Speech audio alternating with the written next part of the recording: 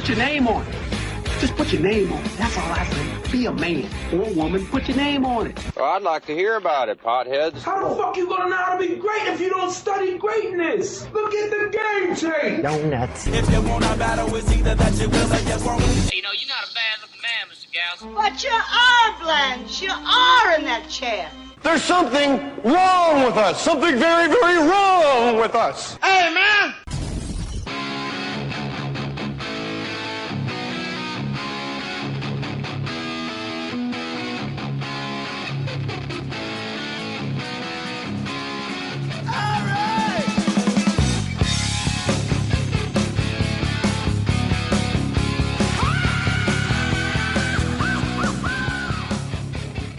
Hit that button, Maestro. More stories. Podcast live from the Fake Mustache Studios. I'm at jmohr.com if you want to email me. Buy T-shirts to support the podcast. Hit the Amazon banner. Buy something. Email me. I'll read what you wrote. Jimmy Schubert in the house. At Jimmy Schubert. No C in Schubert. No C in Schubert. Schubert like the theater. But people that don't live in Boston don't know that. I know. People always put the C in it. It's like one of those pet peeves. I'm going, just Google me, man. The Schubert pops up. You just drop a fucking Google me? Just Google me, man. Just Google me. Come over to MySpace and let me Yahoo all over your Facebook. You know what I'm saying? Google me, bro. People are like, who do you think you are? Google me, bro. That's so crazy. Jimmy Schubert is on Last Comic Standing and kicking ass. You made the final 10. Yeah, well, semifinals just aired tonight. That's why my phone's going to be vibrating like a maniac because it's just on the East Coast feed. They just went off on the East Coast feed. This will air 2 weeks from now. So by the time you're listening to this, Jimmy Schubert may have been eliminated. That's right. That's exactly. If I know anything about Last Comic Standing, I know they got wacky challenges. You created the show. I did. Co-created, I guess, in full disclosure and fairness with Peter Engel, who created Saved by the Bell. Yeah. And we took it over to NBC, and Jeff Gassman was the head at NBC, and we did it. I liked it. I was proud of it. I think you should be proud of it. I think it's great. I think it's get comedians on prime time, and I think what's good for comedy is great for comedians. And I think this is they took a 3-year hiatus. They brought it back. They made a couple changes with the judges. I think the judges are amazing. Russell Peters and Roseanne, and Keenan Ivory Waynes. And I think that they really kind of wanted to honor the art form. It's the only reason I decided to do it this season. After taking the Paige Hurwitz and Wanda Sykes, they really said no more. What is Wanda doing? I thought she was going to host when I got wind. I did too. But she is producing, and they're doing a good job. She actually mentored us at one point in the show with Amy Schumer. Do you you've been doing comedy 30 damn years? Yeah, that's so when Wanda or Amy when Amy Schumer goes to mentor you, is there pushback easy, sweetheart? I kind of know what I'm doing. No, I wanted to play the game, man. I was going to be an idiot, and plus, I think Amy's great. I mean, she's got a show on Comedy Central, and I think it's funny. I think Amy's funny, man. I respect her, but you're right. I know people would throw ashtrays at the television. Are you kidding me? People go nuts, but it's you signed up for the thing. Play by the rules, When I did it, when I was hosting it, people, when Dat Fan won, everybody was like, it's fixed. He beat Ralphie May. And let's be all respect to Dat Fan. It's like Ralphie May is a first Well, I got news for you. The only reason Dat Fan won is because they played hide and seek and they left him outside the bushes for 2 hours. And I think people felt bad for him. They did. My Aunt Sally teaches special ed in Brick, New Jersey. And she voted for Dat Fan. And I just asked her, why did you vote for Dat Fan? Did you think he's the funniest? And she goes, I felt sorry for him. Yeah, I think that's what it was. And, this year they didn't do that because they think America gets it wrong most of the time. No voting. It's just the judges, which I like because all the judges do stand-up comedy. They know how tough it is. And you can't have somebody who doesn't do it judging it. I think that you have to have people that have done stand-up comedy to actually be great judges on it, And Roseanne being on board, let's not kid each other. Roseanne is, that's a monster. Because when we did it, Barry Katz would go, all right, for celebrity judges, here's my wish list. And it was Carl Reiner, Rob Reiner, Jerry Seinfeld, Bill Cosby, and we wind up with Ant. Yeah. No, I think that yeah. You guys got the big names. Yeah, they did it right this year. I think that because it is still an art form, and I think you can't like be running through Bed Bath and Beyond grabbing stuff off the shelves to do a prop box for Carrot Top. I think that was a little silly, But I think the challenge this year, there's going to be a roast challenge and some other stuff. There's going to be some sketch comedy they're going to do.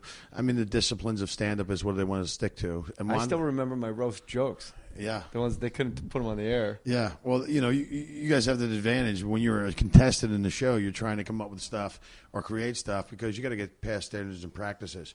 The sooner you clear standards and practices, you don't want to be getting ready to tape that night and wondering if you can say what you're going to say. But explain to the listener, like, what a guy like driving a mail truck has no idea what standards. Okay, so they say you got to come up with a 4-minute and 30-second set. So you write a set that's basically 3:30 because you realize 3:30 is going to expand to about 4:30 in the theater like that. With the applause and stuff. Yeah, with the applause and stuff. It's just going to. And then you have to, you can't mention any brand names and you can't say the way you word stuff. So I wanted to get my sets cleared as quick as possible. So they would go, yeah, that's fine, and then go work on those sets. And like maybe they would change like a line or two here and there, but that was fine. But they're only going to you do 4 minutes and 30 seconds. They only show like 3 minutes of it, 2 minutes and 30 seconds of it on television. So. They say about reality television because you wonder, like, wow, they edit it to make a certain person look like a jerk. Not Last Comic Standing specifically, but like Real Housewives and stuff like that. They go like, well, they edit. I had Caroline Manzo from Real Housewives of New Jersey on. She said, look, no one can edit you to look different than your actual self. That's like, true. If you're an asshole, the editors can't make you look good, and if you're good, they won't go out of their way to edit you to make you look like a dick. Yeah, no, that's true, and I think that it's like it's one of those queer. I've watched some of these. I watched a season of The Voice just to check it out. I watched a season of American Idol all the way through just to see what they were doing. I mean, it's one of those queer rungs on the socioeconomic ladder where you can watch people go from complete unknown to a superstar. And you watch those people go through that process, and you get emotionally involved with them. You get your favorites, you root for them, and I think Last Comic Standing is pretty similar. People are going to watch you, and they're going to kind of they're going to go, oh, I like this guy or I like this guy, and they're going to root for you. So who's in the final 10? Jimmy Schubert, Redman, Rodan. Look, I'm not allowed to discuss it. You're not really? No, I signed I signed a non-disclosure agreement. Yeah, they will drag me out of my house and sue me because I no spoiler alerts. But after tonight, they have one more semifinal, and then everybody will know. Next Thursday, another semi, and then everybody will know. And then there's then they get down to the top 10, and then it becomes the Real Housewives of Last Comic Standing. But you're right. I don't think they can make you look like an ass if you're not an ass. And the problem with most of these guys. Look, I know Rocky Laporte, 20 years. Ida Rodriguez is a woman that I worked with before. I took Lachlan Patterson on the road with me. So you're working with these people that are in the contest. So I'm not going to turn around and throw these people under the bus. It's not. I'm more of a guy who'll make a phone call to get you a gig than I am a guy that I'm a guy who'll throw you under the bus. To make myself look better. I always help out other comedians if I can. If I think they're talented. I'll send an email to a club owner and go, hey, listen, you got to check this person out. They'll go to your website, or I'm coming in. Can I bring my own feature act and bring some people out with me? I mean, where did that go, Jimmy Schubert? At Jimmy Schubert on Twitter. No seeing Schubert. Like, it's like a dying breed, just comics that help other comics. And I say it all the time. Can you imagine, why don't comics all retweet each other's dates? We're never in the same town against each other. Yeah, I think, I think you're right. I think some people think it is. First off, it's an extremely competitive profession, but I'm not competing with anybody. It's like golf. I'm only seeing how well I can play. I mean, you may be in my foursome, but I'm going to try to play the best game of round of golf I can play. And it doesn't, and you're right. I agree with you. I came up at a time at the Comedy Store where there were these little animosities, but I would sit there with 20 guys, and the guy would introduce a premise, and guys would throw 3 or 4 taglines on it. And then, and guys would, Kinnison brought me on the road with him for like 5 years. I toured out for Sam for 5 years. I mean, put great, cool moments in my life. And I'm this kid, and I'm touring with the most controversial, one of the funniest guys in America at the time, doing 5,000-seat theaters. I mean, so I felt people have done that for me. I always feel obligated to do it for other people. How did you meet Sam? You were a doorman at the Comedy Store? I was a doorman at the Comedy Store. I thought you were from. Where are you from? I'm from Philly. I did comedy for a couple of years in Philly. I was either going to go to New York, or I was going to go to Los Angeles. And I said, if I go to New York, eventually I'm going to have to go to L.A. anyway because, I wanted to do some acting. I mean, I love stand-up comedy, but it was, stand-up isn't kind of a means to an end. It's an ends to a means. I mean, you can be a great comic, but you have to be able to do other things. I don't think it's just enough to be a great stand-up comedian anymore, you know? I mean, the days like Carlin, was all Carlin did was, Carlin basically didn't start doing any acting stuff till he got to later in his career, but...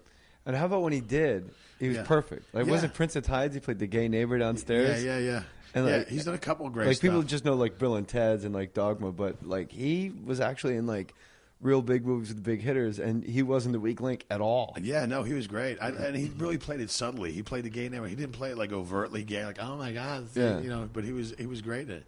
He's the, and then he had his own sitcom, short-lived as it was, but it was great. So you met Sam at the Comedy Store. Yeah, I was a doorman, and Sam would come in. And Sam was a doorman at the Comedy Store, and he knew how tough that was. And he would come in and buy pizzas for everybody when he started. Why is it tough? Well, he just knew that, like, because you're a doorman, you're making $25 a night. You probably have to work another job to pay your bills, and you're not really, you know. Why is that tougher than being like a dental hygienist or a receptionist at DMV or something? Because other people are in charge of how far you go, especially at the Comedy Store. I mean, you know, you could be a great comic and people just... Oh, you mean being a comic and being a doorman? Yeah. I got you. Yeah. Okay. Trying to get to that level, and you just... You know, you just be, you know, L.A. is no place you want to live when you're struggling, man. It's just not a place you want to live because I think the cost of living is expensive here. It's also expensive in New York, but you got to go to New York or L.A. if you want to play and trade punchlines with the best guys in the country. You know. Plus, in L.A., if you're depressed, you're surrounded by happiness at all times. Yeah. Like you're super depressed, and people are on the beach, hang gliding, and playing volleyball, and they're like 4-on-4 volleyball, and you're like, they're all friends. Where are mine? Yeah. The people are walking the street. People are hugging trees and stuff. You know, like, what, you know. Well, that guy is a trainer. Yeah, I was just going to kill myself. That guy's doing a core workout right on the beach. Yeah. Now I feel worse. You know, so he would come in, he'd buy pizza. He'd buy like 20 pizzas and feed all the comics. You know, people would just devour the pizza. They were so hungry because it's like usually they call it, you know, the thing at the bar, the cherries, the lemons, the limes, the oranges. That was like a comedian's buffet or like a struggling comedian's buffet. You know, cherries. I'm all full. Yeah. People would eat that. Are you going to finish your stem, man? Yeah. So and then Sam was like, you know, Sam was doing. He would come in, and Robin Williams come in and would improv with him. But you know, all those guys were great. I mean, Belzer was working there, Lenny Clark, and then Sam on Monday night. Great. But he would do another great actor. Yeah, dude. But I mean, that guy was doing it for 25 years before he got his break. I mean, you know, I think he was in Kentucky Fried Movie at one point, and then didn't do anything till like Tony Montana. He played the comic at the nightclub, and then he was. Oh, that's right. He was in Scarface. He was in Scarface. Little things, and then he was on. Then he was in that. Who was the dude that directed that? Was Homicide? I think it was Homicide, and that turned into Law and Order. Yeah, it turned into Law and Order. I think it's the longest running character in the history of television. Yeah, he did the same guy for like 25 you know, years. I've hung out with Bells. Bells is really? Yeah, you know, we did some. Me, him, and Sam and Carl LeBeau did some shows down at La Jolla, and you get to hang out with those guys. There's no way I should have been there. I mean, I was like a young up and coming kid, but I was just all about it. I was just trying to figure out. I think they all liked you, Jimmy Schubert, because you're all about the work. Like you're like a roofer. Like you get up there with the tool. Seriously, like when you approach comedy, like as blue collar as anybody I've ever seen. Like thanks, you grab the mic and you just put in the goddamn work. Like you ain't got time to be hip for the room, or to be ironic, or to be like, you guys don't get me with my Mork and Mindy T-shirt. How funny! Look how ironic I am, man. Like that's the thing I hate most. We were talking about it off mic, and we'll share it, I guess, with the listener. It'd be foolish not to. Like, I say this on stage. I get a whole huge chunk about. I have no irony in my body. Like if I wear a Journey T-shirt, it's because they're fucking awesome. Not because I think it's funny that I'm wearing a fucking Journey T-shirt. And if you think they suck and you wear the shirt, then you're an asshole. Yeah. Like you see guys in like a Neil Diamond tour T-shirt because they're like, I know it's funny, right? Like, no, it's awesome. I want it. Yeah. Give it up, stupid. Well, I know. I think that's just a generational thing. I think we've lost some of our work ethic in this country, and we could debate that, but that would seem like work. And all due respect to the current generation, I think it's very tough to do manual labor in your skinny jeans, and there's really not a lot of time left over to get up inside your carburetor after you spend a good portion of your morning waxing and curling your ironic barbershop quartet mustache. You know what I mean? But Jimmy Schubert, ladies and gentlemen. But I'd like to get up. But I do. I mean, I got a very blue collar. I got 6 brothers. My dad was a homicide detective. I grew up in Philly. Yeah, I grew up in Philly. Yeah, how do you like that to get up for breakfast in the morning, get ready for school, and you see the crime scene photos over the dining room table, and what you realize what people were capable of. My old man let me used to listen to, like, my old man would wear a wire and let me listen in, like when he had conversation with informants and stuff like that. And he goes, "Hey, listen to this. What do you think?" But I mean, it was I mean, that was an education unto itself. But it was like growing up. Most of my childhood was a NYPD Blue interrogation scene with Dennis Franz. You know, it was like anytime anything bad happened to the neighborhood, they would come right to our house because my dad was a cop. And, you know, and my dad would show up the porch light and line us up in the living room. Number 3, turn to the side. I mean, we egged his neighbor's house 6 nights in a row.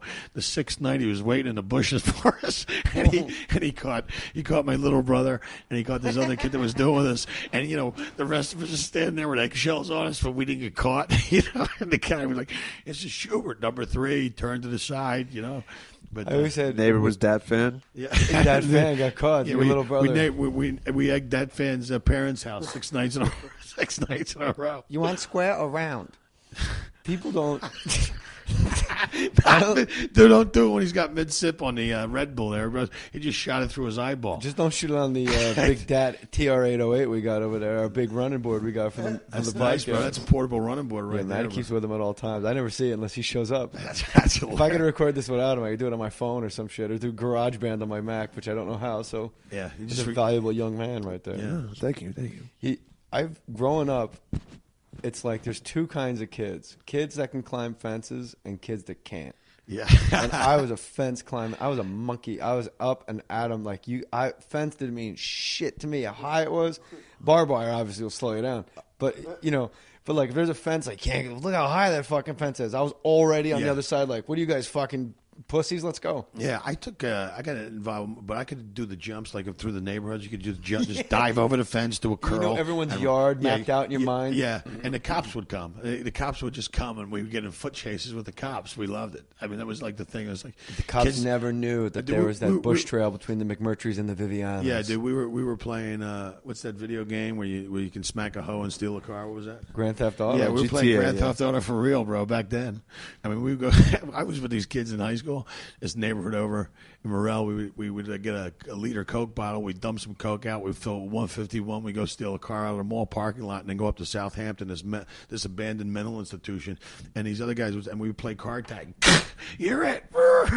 And then, it was crazy, dude. That sounds like the best. Yeah, that sounds fun. That was like one of the last traditional American childhoods, I think. Stealing cars and crashing. Yeah, we did it, you know. But I had an abandoned mental hospital when I grew up. Yeah. Isn't that weird? Yeah. It's right. The next block over was Overbrook Hospital. Yeah, and it was like this whole like state-run facility, but it was completely abandoned. We go up there and like go through those buildings, and there was graffiti artists up there, and it was. You're explaining my childhood, Jimmy Schubert. Yeah, but that was an East Coast childhood. You grew up in Jersey, right? Yeah. Yeah, but we grew up in Philly.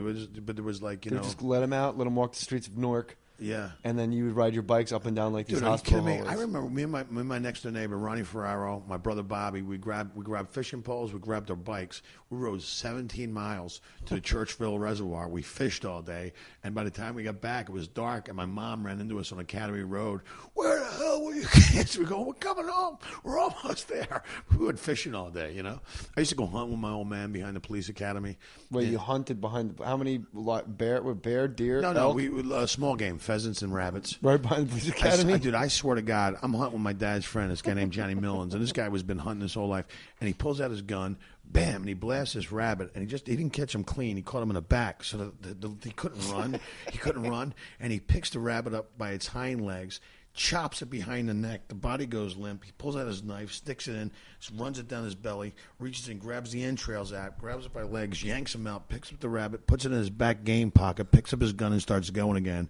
And I'm going, oh my God, that was like one of the coolest things I've ever seen in my life. These are real men. Yeah, these are real men. I mean, you know, and why do people get so mad when they find out you hunt? Like, people are going to tweet you and I about like we're scumbags. Well, they can, but my old man has 6 kids. So if my old man got a deer, that was meat for the winter. And my mom for a 28-cent bullet, my dad could get a deer and some big deer, and that was meat for the winter. And my mom could cook venison, like she could make a goulash. We had venison burgers. We had venison. So, I mean, if my dad got a deer, bro, we're eating deer meat, but that was a really healthy, lean meat with no chemicals in it. Rather than so people can say what they want, but we used to get the deer hide and we'd salt it up, and we would make we'd make gloves and shit out of it. We used the whole. This is in Philly. You sound like you're in Minot, South Dakota. No, man. We were Pocono Mountains. We go up there. My dad was a member of the Stony Run and Gun Club with 22 acres, and behind it was state game lands, and we go up there we go up there in the summer, but in the winter we'd go up and hunt for deer. And the older we got, we all had to take gun safety courses, and then we would go. We'd all go up and we learn how to hunt. And if my dad got a deer, my brother Bobby got a deer, that was it, dude. We were eating good that winter. And people can say what they want, but we ate. I mean, it wasn't like, you can't even bring a peanut butter and jelly sandwich to school. They would charge you with attempted murder because there's 4 and 7 kids have peanut allergies. These kids are bringing guns to school. You know what the kids should do? They should crack open a jar of Jif and just lob it into the cafeteria. You're bound to get about 2 or 3 of those little kids that didn't have the EpiPens. The kids just, kind of blowing up, trying to crawl out of the cafeteria. Jif grenades. Yeah, Jif grenades, man. Just toss a little Jif extra crunchy grenade in there because, I was just in China. I was doing a tour in Asia. Whoa, slow. What do you mean? You're like just so smoothly, like I was just in China. It's like, well, that's kind of a big deal. Well, Jimmy Schubert, but let me tell you something. Star of Last Comic Standing. I got to be honest with you. And Go, the movie Go. The movie Go. I told you, keep your hands up to ladies. That's right, me and you. Me and you. We'll get to that. I wrote it down. We'll circle back. That's right, man. Me and you were in Go together. You were in China, though. So I was in China. And the opportunity presented itself. Like this guy said, we're doing this gig in China. I said, well, do they speak English? He goes, yeah, they're all Americans. They're Americans. They're Australians. They're Canadians. They're all over here teaching English to the Chinese. They have these expat communities, and there's nothing for them to do. So would you be interested in coming over here? And I said, well, yeah, if they're Americans. I mean, if I don't have to, ni chi lo fan la ma, ni hao ma, if I don't have to do my act in Mandarin, I'm going. And so I went over the first time, and it was a blast. They flew me over. They put me in some of the nicest hotels, and they're all Americans, Canadians, Australians. They all speak English. There's nothing for them to do over there because it's China. And they would show up at the shows, and I did that. And then the next year I went over to do it, which was just this last time. I was in February. I came back in February. I went to Hong Kong, Singapore, Macau, and then Shanghai, Hangzhou, Suzhou, and Nanjing, and then back to Shanghai in like 20 days because I started at the Tacoma Comedy Club up in Seattle. It's like we all started in Tacoma, and we made our way to Macau. So, but what happened was we started. Jesus, who does your fucking tour? I know, a blind guy with darts? That's exactly right. No, but it started there. And then, so in 20 days, I did 18 shows in 8 cities in 5 countries and 2 continents, and it was rock and roll. I mean, every day you're picking up your bag, pack light, because you're just going to go and you're somewhere else. And any good blow in China? Did you ever get any resources? No, I don't. I hung up my straw. That was a Hall of Fame career. You talk about blow, like some Bolivian marching powder. No, did people walk up to you and blow? Yes, that's what I meant. No. It's no. Those days are over. I retired my straw, bro. You toured with Kinnison. I know. I got a lot. Listen, I'm just glad I survived it. Believe me.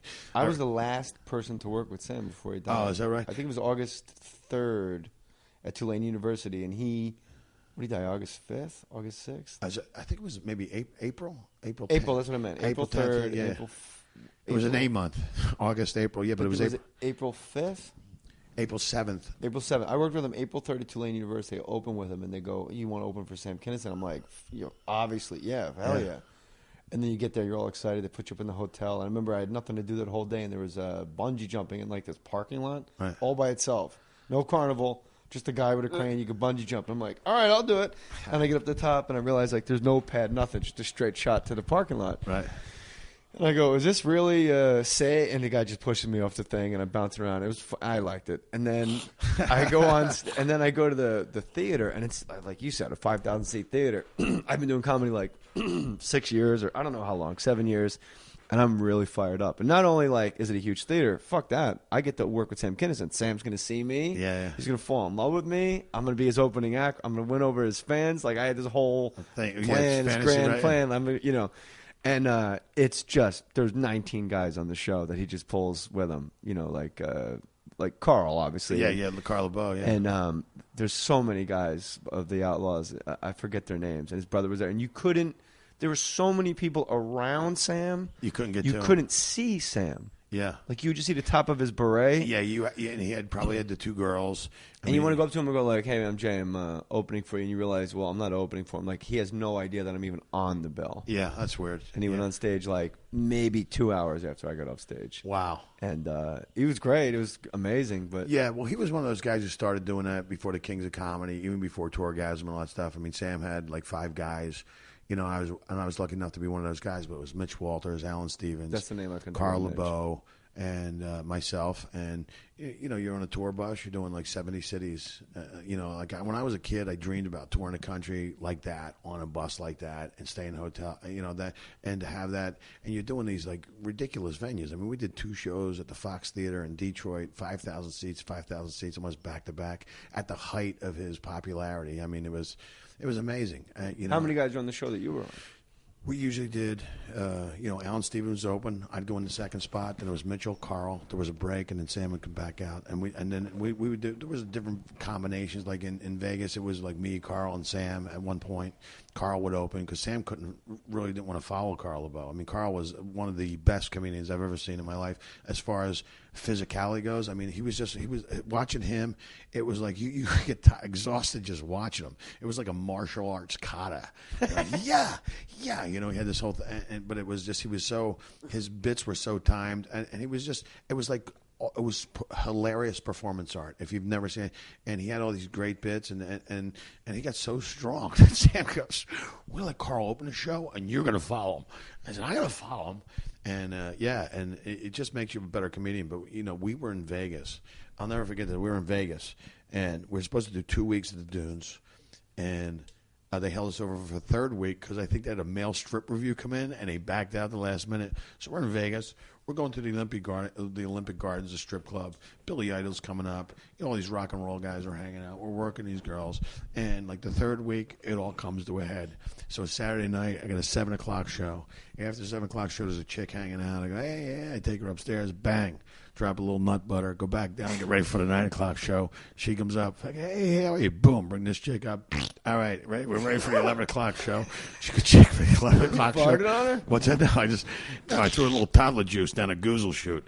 And then, anyway, hey, ladies and gentlemen, hey, and, 11 o'clock. I mean, it was like, so I'm all like exhausted, and we had a little party.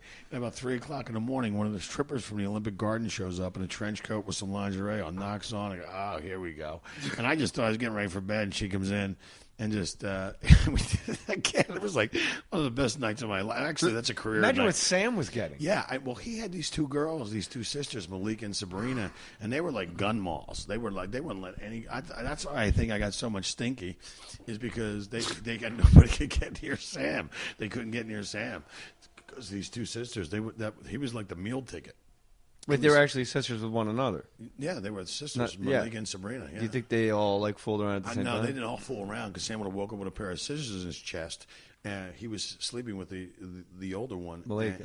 And then he was going around and fucking having sex with a younger one. And I said to him, "You are playing a dangerous game, my friend." I said, and he was going, it's just a matter of time for the big sister finds out. And then your life is going to become a nightmare. But he passed away before the big sister found out. But she did find out. I mean, it got out. But a lot of people found out a lot of things after Sam passed. Yeah, I guess. So that was, how long was that tour with Sam? Well, it was on and off. I mean, I was the only guy, actually. And Kinnison said this to me. He goes, how come you're the only guy I don't got to come back and pay the rent for? And I said, dude, look, I would come back on the road from Sam, and I would call the comedy clubs while we're there. I'd invite the bookers out to the comedy clubs. I get them backstage pass. I have them meet Sam. The minute I got back to Los Angeles, I was doubling back around to go back out and do the comedy clubs. And I was the only guy doing that. And Sam said, you're the only guy I don't got to pay your rent. I go, yeah, because I'm back out working. I've come off in all those clubs. So the guys were waiting for Sam. Yeah, and I was going, look, this guy's not going to make anybody a star. He could barely do it himself. I mean, Sam was just one of those guys. It was like, this guy was like a homeless guy with a career. He had these $1 million houses, and we'd do drugs and drink and pass out on the kitchen floor like a lunatic. And, and he was surrounded by, and he's hanging with Mitchell Walters and Alan Stevens. These guys could score an 8-ball in a convent, and they could also hold out in the shower. These are the kind of guys you're hanging out with, and they're just waiting for Sam.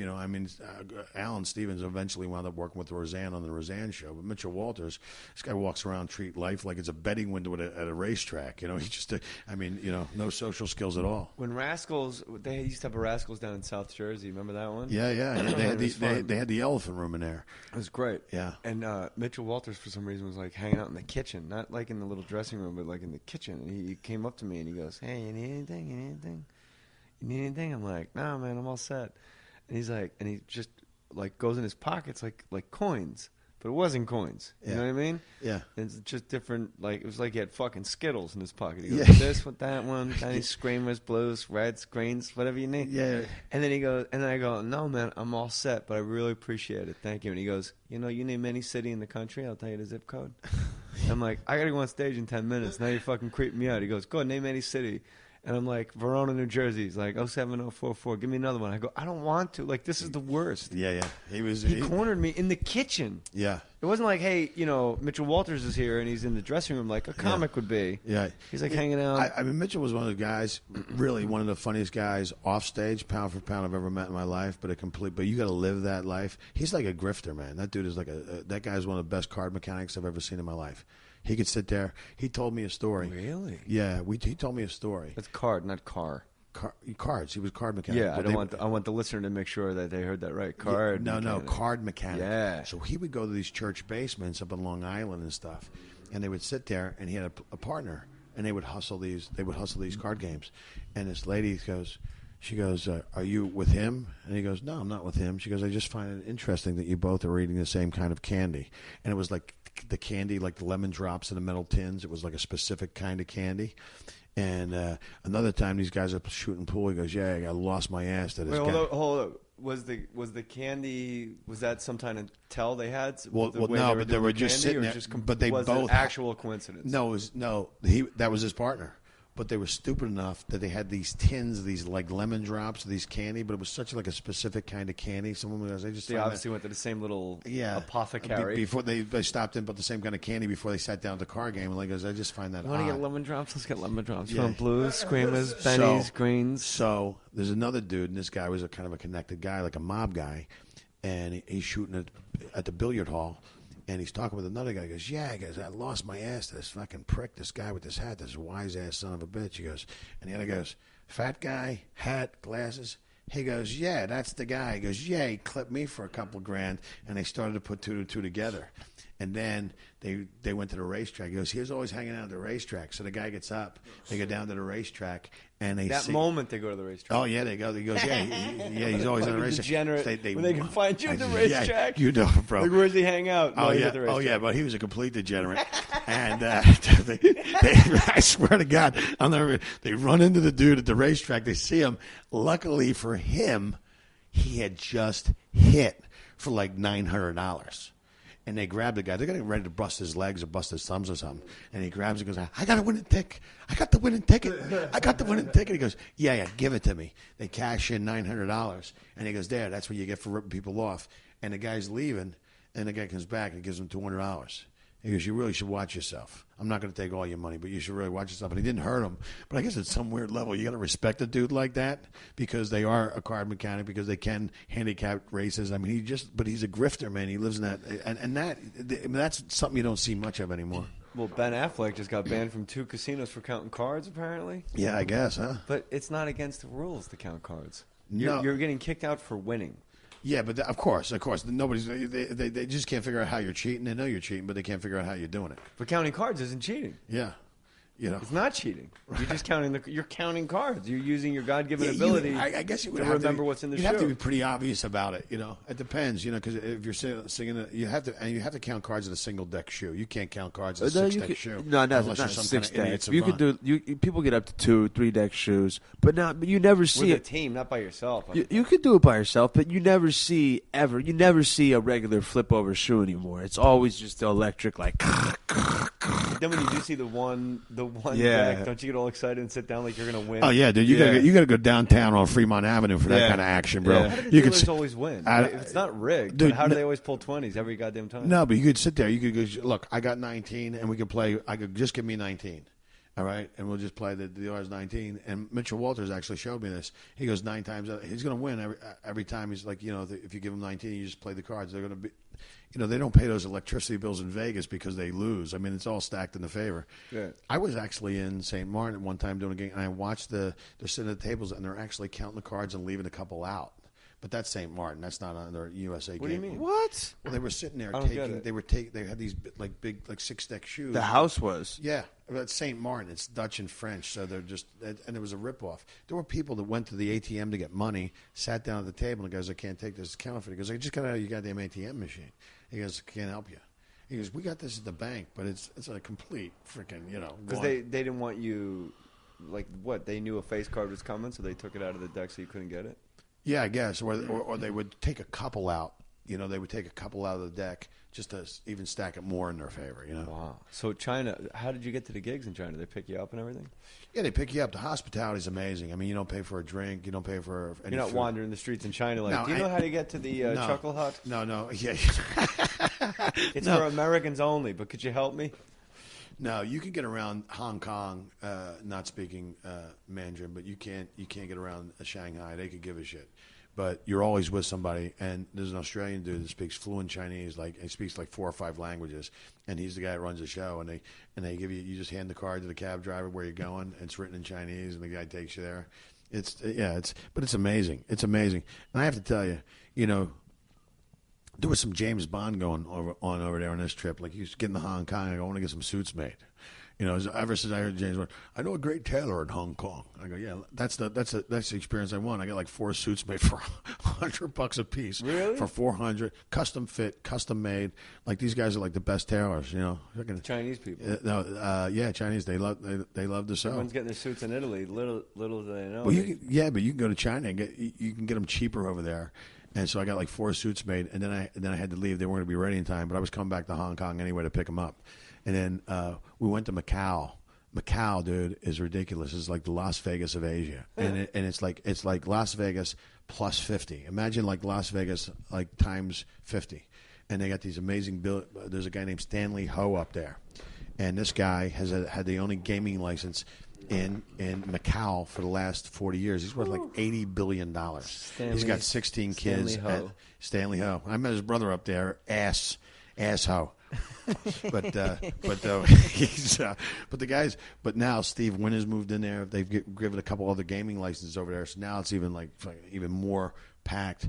And so we're sitting there, and the guy goes, "Hey man, I need you to have a good show." And I go, "Yeah man, I'll have a great show. Don't worry about it. I'm feeling pretty good." And I had a great show. And he goes, "I got a surprise for you." I go, "Bro, I don't like surprises. All right, what are we doing? He goes, "You'll like this surprise." So he goes, "We're going to the sauna." I go, "Oh, great, man. I want to go to the sauna."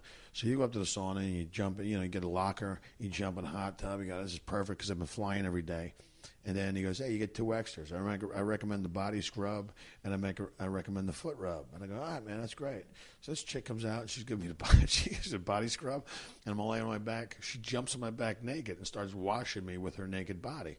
And all over the place. I mean, didn't bring me to completion, but got me stiffer than a gay sailor at a Ricky Martin concert.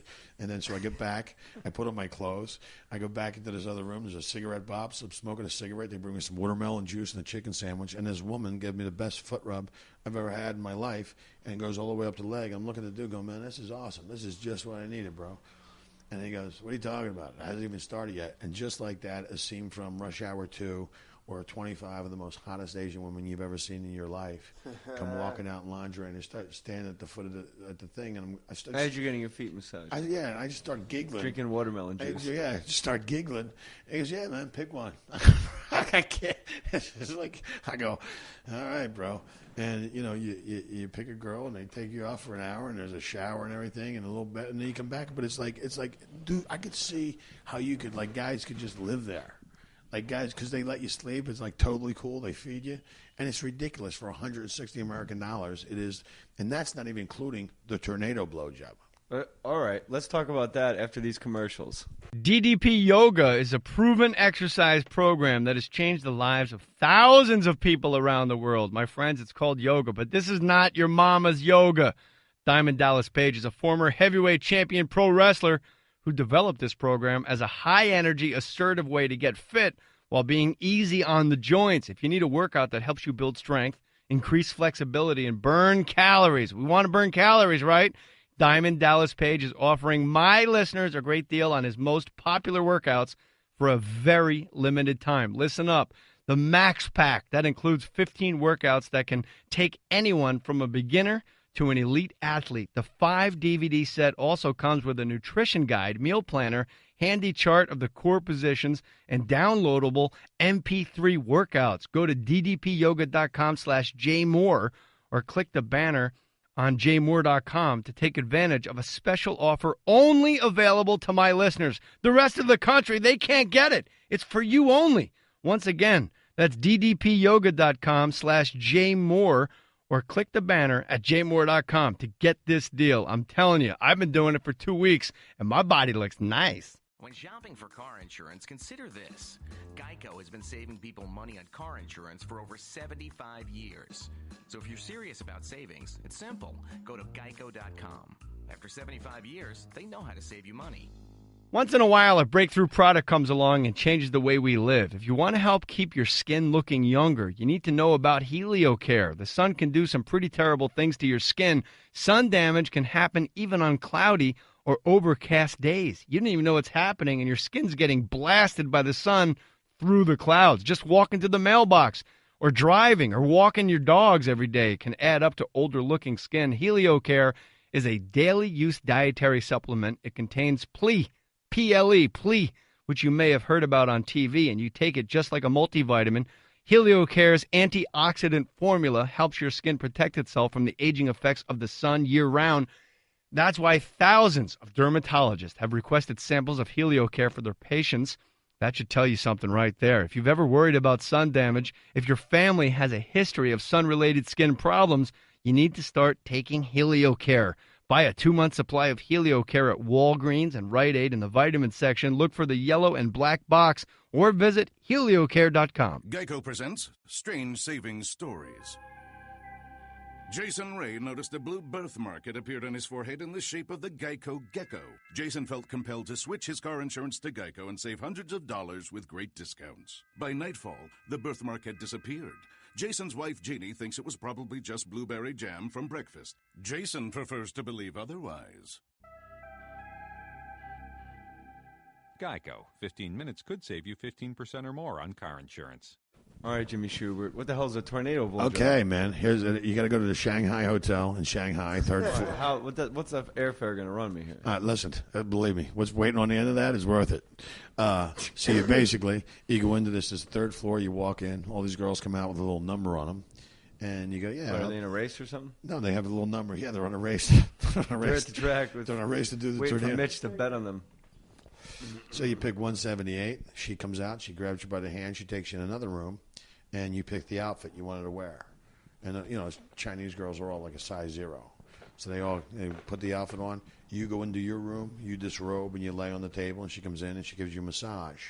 She then rolls you over, get you stiff, and then there's these steps. And she goes up these steps, and she grabs these bars, and there's these silk scarves hanging from the ceiling, and she pulls her legs up, and she wraps them in the scarves. She hangs upside down.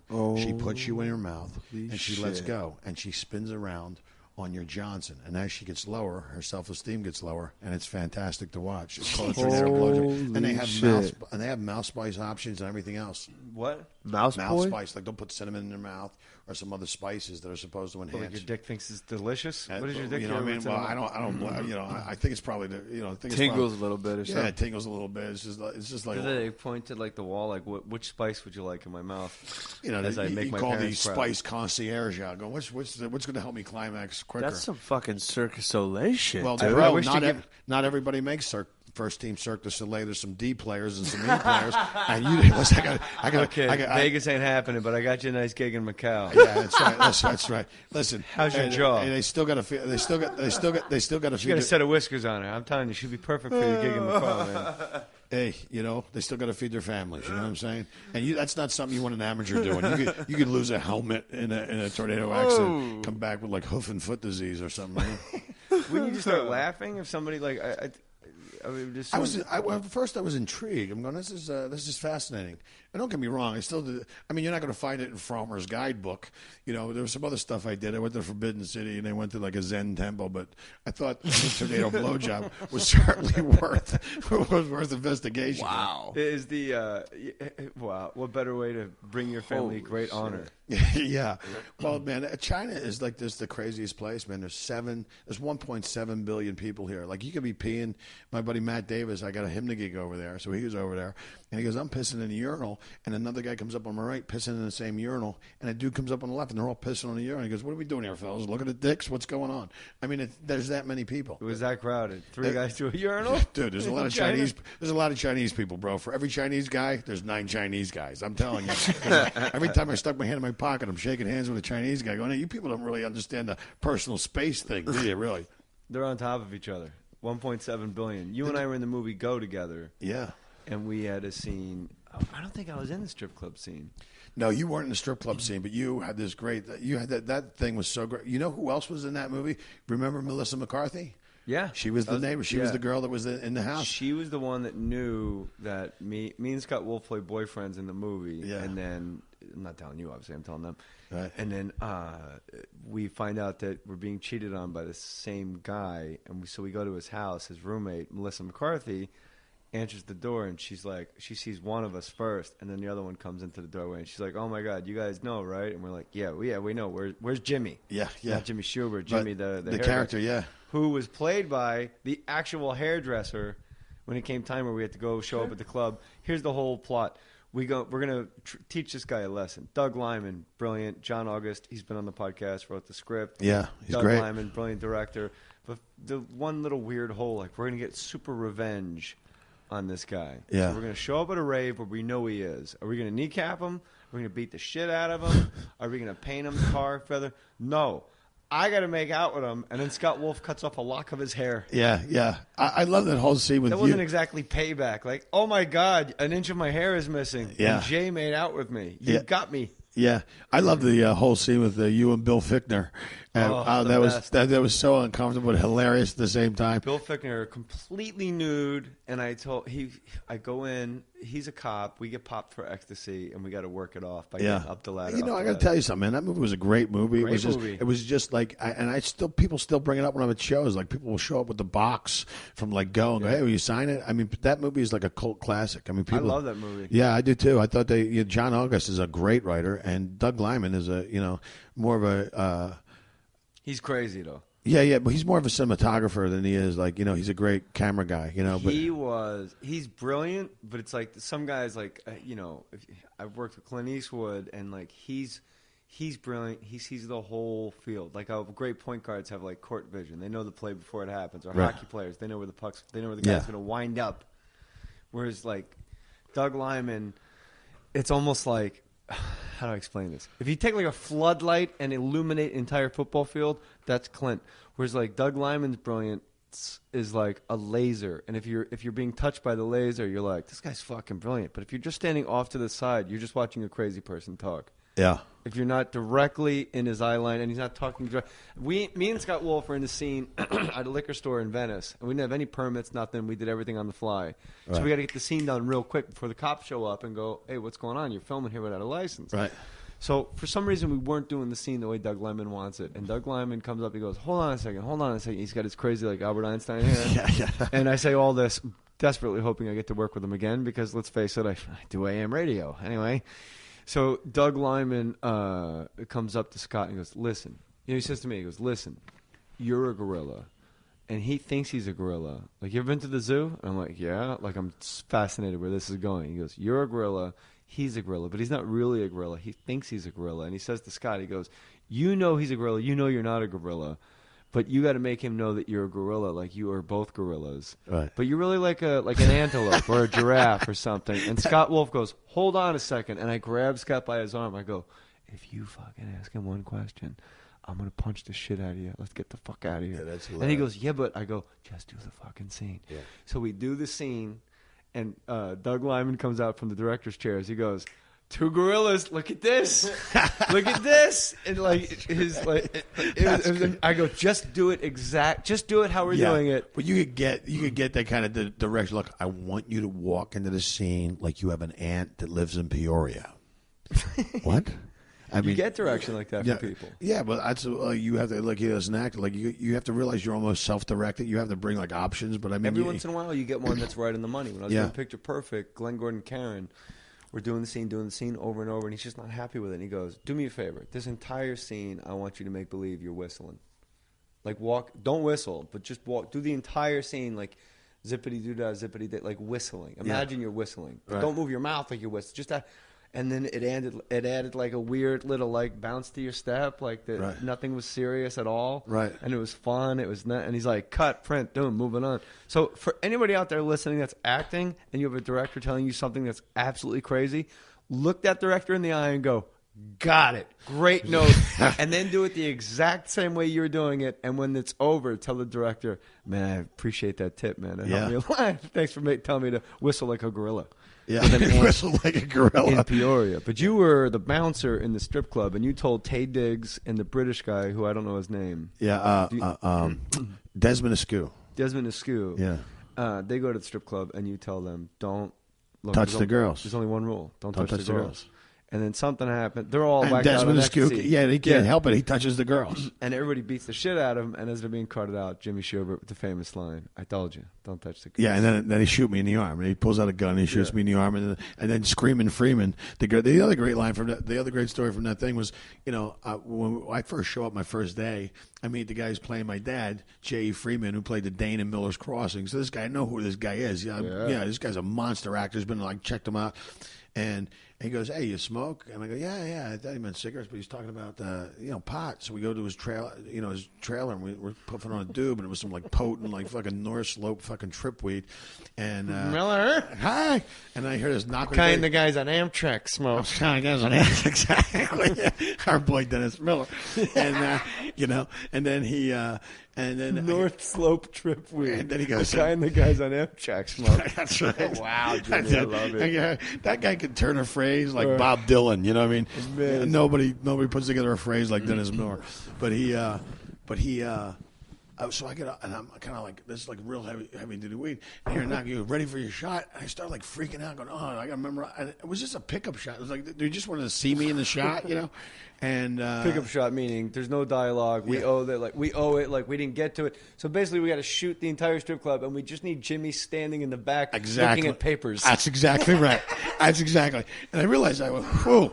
But that night I rented 5 movies. I went home and I started watching John Wayne movies. I started watching these guys. So I would, because I don't think it got me in a mode to I better take this seriously, because this was really the first film I was doing. I mean, Go was the first thing that I done. You wouldn't know it. You're great. Yeah, thanks, man. Natural. But I mean, that cast was Katie Holmes, Sarah Polley. It was a great cast. It was a great little project to be involved. I thought it was. It was a masterwork by Doug Lyman. From Swingers to that, I thought it was great. How freaked out were you? Because I've acted one Toko over the line a few times in my life, and it is the most panic-inducing, because you're surrounded by 60 people, and they're all facing you, and they're focusing on you. Yeah. There's a man whose job it is to turn a knob to make sure everyone else in the room has you perfectly in focus. Yeah. And there's a sound man making sure you are absolutely, undoubtedly, perfectly recorded, and you're fucking high. Yeah. And everyone's staring at. It's not like, could you guys not look at me like you're kind of freaking me out? No, that's the gag. We just stare at you until we're done. Yeah. Well, the good news is I didn't smoke pot for the rest of the movie until we were done shooting, and then we called it acting lessons, because J.E. Freeman when we were sitting there smoking, the guy gave me like 20 or 30 acting tips that you would never get in acting class, only from a guy who had done 75 movies. He goes, if the guy's over here, you want to take your right eye and look over to this right eye and open yourself up towards camera.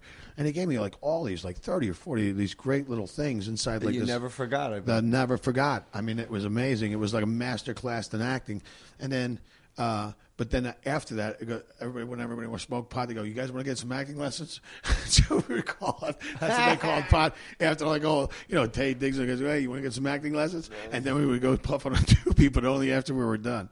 But yeah, that was cool. I mean, you got the greatest as far as stand up you've had more acting work and stuff. Me? Yeah, you've done it. I mean, there's only a couple guys. I wish I could do it all again because I would do it better. Yeah, well, there's only a couple guys. It's like, Kevin Pollak. I mean, Dennis Leary. I mean, you guys are like, great stand-ups, but also you're great actors as well. That's a rare combination. Really nice. We recorded. Paul Reiser was just on a couple episodes ago, and I asked him, and I want your opinion on this. Like, I think that there's a glass ceiling on comics when it comes to acting. Like, I agree with you 100%. Okay, because like Billy Crystal, Robin Williams, Billy Connolly, like there is an Oscar in these guys at the drop of, like, it's just a matter of somebody hiring them. Have you seen, speaking of Billy Crystal, have you seen his one-man show, 700 Sundays? I saw like a minute of it, but I was falling asleep. Dude, you got to watch the whole thing. I wasn't falling asleep because of it. I was falling asleep and it was on. Yeah, I got news for you. One of the most powerful things, I mean, you look at that, Billy Crystal is a national treasure, man. I mean, that guy from Soap to SNL, but you watch him do this one-man show. And it is, I mean, he'll have you screaming, laughing. What's it called? 700 Sundays. I saw him at Gelson's right up here. Yeah, right? but that's how many Sundays he had with his dad. Yeah. And it is one of the most, I mean, it's touching, it's hilarious, it's moving, it's poignant. It is one of the, I mean, it is a master class in like a one-man show. It's just brilliant. It's just. But he's never, it's that glass ceiling thing. Like, you see Billy Crystal in Mr. Saturday Night, and you see Paul Reiser in Diner and Alien. You see Robin Williams in Moscow on the Hudson. Yeah. Like the most heartbreaking Russian lost immigrant. And brilliantly done, too, by Robin Williams. I mean, that's great, But nominated for, I think, Jim for Good Will Carrey. Hunting. Jim Carrey, too. Yeah. I mean, but you're right. But this comics, for some reason, have this thing where it's like, he's a comedian. But, I mean, you look at guys like Gleason, Jackie Gleason, Soldiers in the Rain. I mean, Steve McQueen. Steve McQueen. I can't fucking believe you pulled that out. Where you been all my life? Houston. With that Pepsi. Where he's at, he's got a great dog. I will with alacrity, Miss Moneypenny. Yeah, I will. I mean, people don't know about Gleason. I mean, Gleason for a big guy was really a great dancer, but he made most of his money with the Jackie Gleason Orchestra.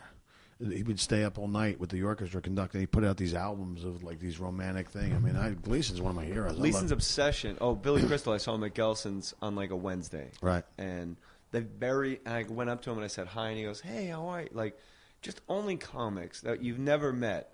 You go up to Billy Crystal, who's one of your idols, and he goes, "Jay, how are you?" And you're like, "Fuck!" Like, that's the best thing that I love about comics. Yeah. It's a very small brotherhood. And Buddy Hackett told me that Bob Newhart told him, aside from living presidents, it's the smallest club in the country. He's right. I tell you what, I was doing a festival over in Ireland, and I was doing it with Dom Irrera, Emo Phillips, and Mike Birbiglia, and we were doing a couple theater shows for the Bulmers Kind of Comedy. falls off at the end there. Yeah.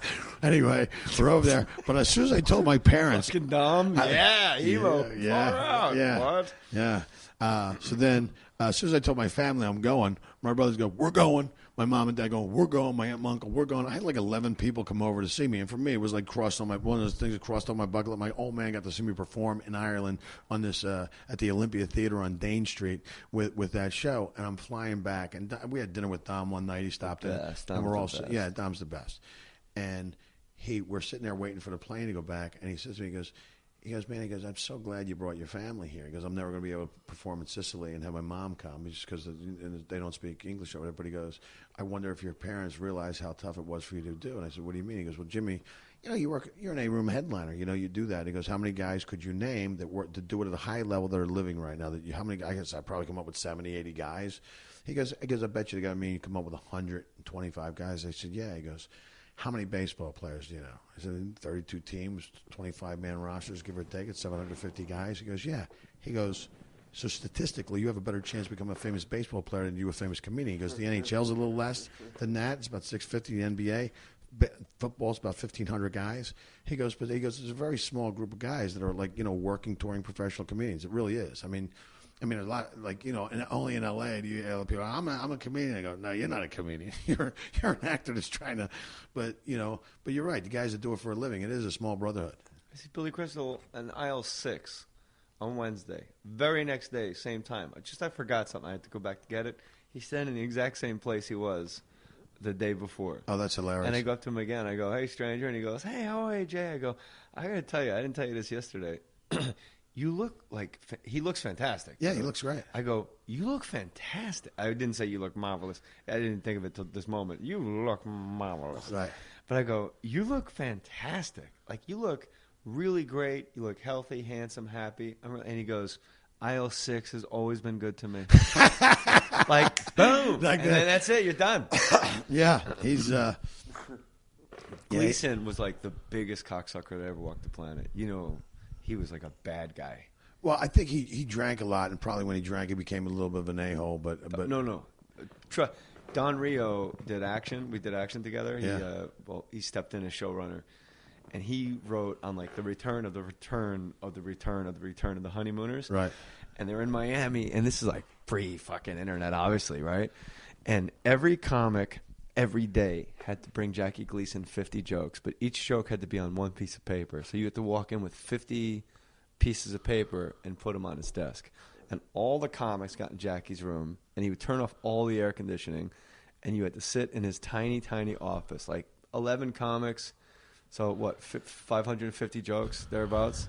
Does that make any sense? Yeah. Is that close? Right. I suck at math. I'm an idiot. And Jackie Gleason would go, shall we get started?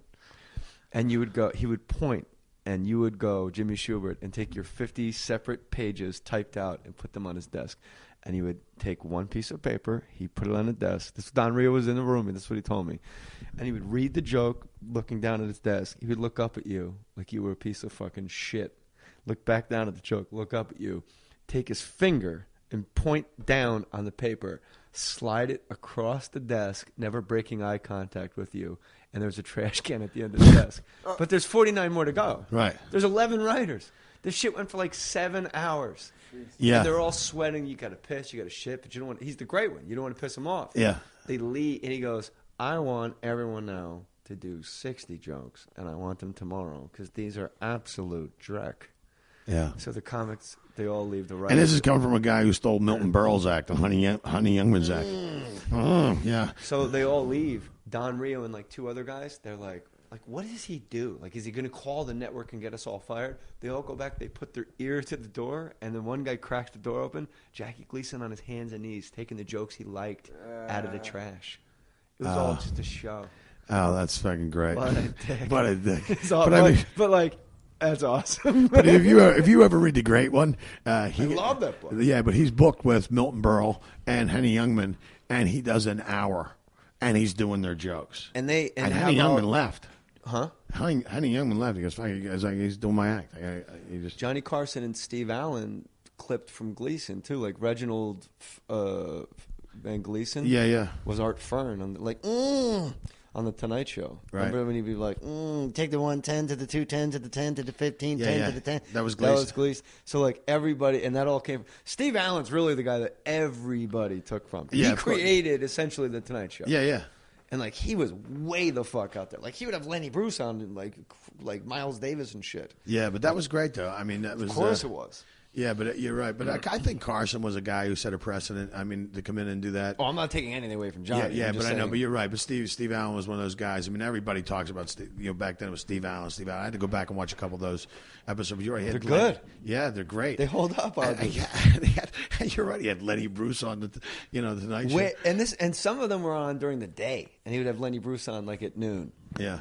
Well, there's a dude named Ernie Koufax. Yeah. Ernie Koufax. Show shows? Yeah, the show. But he had. Is that show shows? No, I think Sid Caesar's show shows. Oh, you're correct. I like how you agreed with me, though. Just no, I thought I had to think about it for a minute. Show sounded right, but it wasn't.